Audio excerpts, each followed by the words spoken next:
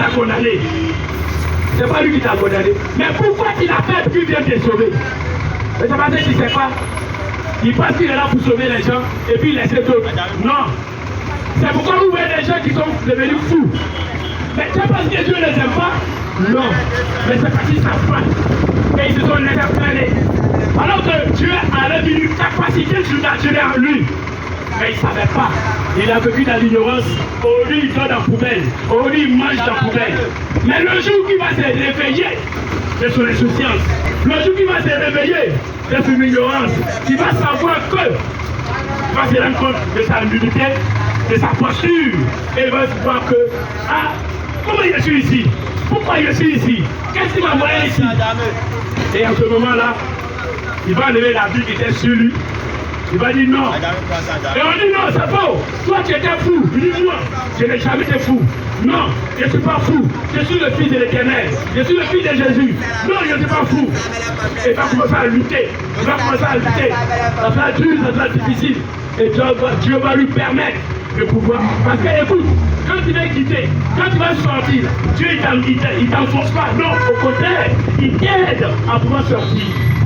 Parce que de toi seul, tu ne pourras pas. De toi seul, tu ne pourras pas t'en sortir de là où tu te trouves. Donc, avant que tu ne viennes dans ce monde, il y a un ange qui est avec toi, ton ange gardien. Aujourd'hui, on a fermé sa bouche. Aujourd'hui, on a lié ses bras. Donc, l'ange gardien qui est avec toi ne peut plus parler. Il ne peut plus parler. Donc, c'est toi qui agis. C'est pourquoi demain, on va te prendre, on va te mettre en prison. Parce que tu as fait des choses. Parce qu'on ne va pas te mettre en prison comme ça. Si tu n'as pas fait ça, on va mentir sur toi. Mais à niveau tribunal, il y a quelque chose qui va se passer. Et puis non, on va te liquider. On va dire non, toi, lui là, non, c'est faux. C'est pas lui. Tu sais, la personne qui ment, il veut tellement impressionner, il veut tellement monter sur l'ignorance et comment on fait ça, la vérité, et il tombe lui-même dans le pied que lui-même il a cassé. Donc, si tu permets à ton âme, qui vit à toi, parce qu'aujourd'hui, quand je vois des gens, quand ils meurent, que ton âme repose en paix, que ton âme repose en paix, tout le monde. Et on voit des pasteurs aller prier pour les morts. Mais quelqu'un de son vivant, il n'a jamais connu Dieu. Mais quand il est mort, il est couché là, on va aller prier pour lui, et puis Allah va lui donner, c'est ignorant, hein? Moi, je ne peux jamais prier pour un mort. C'est pas possible. Parce qu'il savait que la prière était importante. Là, de ton vivant, là, il allait prendre sa bras le corps. C'est pas ton dernier jour. Et je sais que la mort n'existe pas. Tu seras dans le monde surnaturel.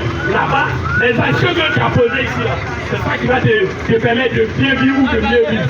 Sinon, la façon qu'on pense que la mort, ça n'existe pas. C'est faux.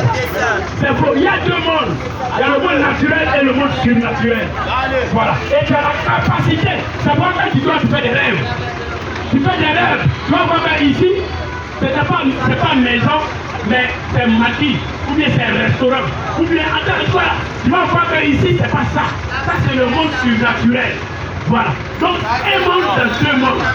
Ou bien, il faut te saisir, il faut chercher à comprendre. Parce qu'on est ignorant, parce qu'on est sérieux, c'est pourquoi on souffre. Si tu es sérieux, tu vas souffrir.